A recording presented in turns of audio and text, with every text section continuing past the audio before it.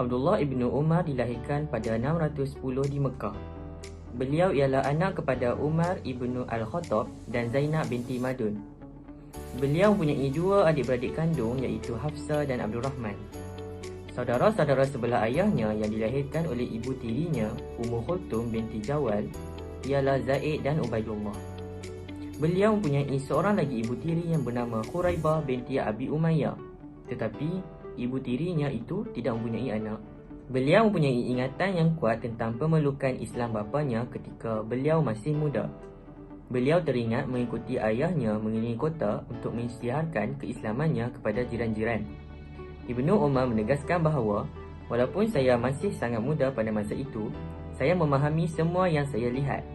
Ibu kandungnya yang bernama Zainab juga telah memeluk Islam. Tetapi kedua-dua ibu tirinya iaitu Ummu Kulthum dan Khuraibah tidak memeluk Islam. Keluarga itu berhijrah ke Madinah pada tahun 622 Masihi.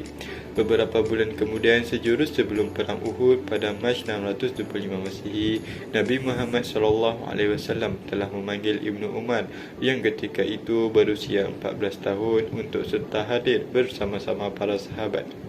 Tetapi ketika Ibnu Umar muncul, Nabi Muhammad tidak membenarkan beliau berperang dalam peperangan itu kerana umurnya yang masih muda. 2 tahun kemudian, ketika perang Parit semakin hampir, Nabi Muhammad SAW sekali lagi memanggil Ibnu Umar untuk menyertai, dan kali ini beliau memutuskan bahawa pemuda itu sudah cukup umur kerana dia sudah matang dan mencapai akhir baligh.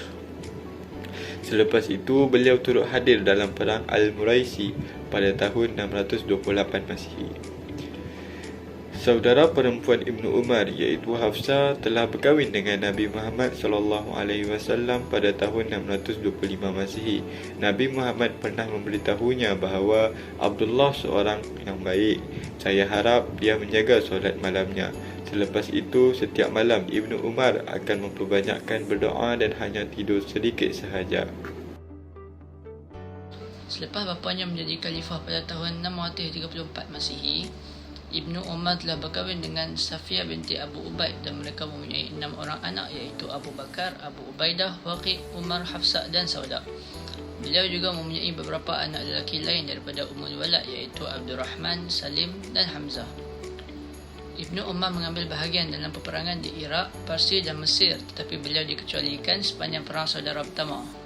Pada tahun 656 Masihi, dia menghalang adiknya iaitu Hafsah daripada mengikuti Aisyah ke Perang Unta. Berikutan perjanjian damai yang berlaku antara Hasan Ibnu Ali dan Muawiyah. Ibnu Umar dan umat Islam bersama untuk bersetuju membaiat Muawiyah supaya menjadi khalifah pada tahun 661 Masihi. Abdullah Ibnu Umar meninggal dunia di Mekah pada tahun 663 Masihi. Sumbangan Abdullah bin Umar yang pertama ialah peperangan.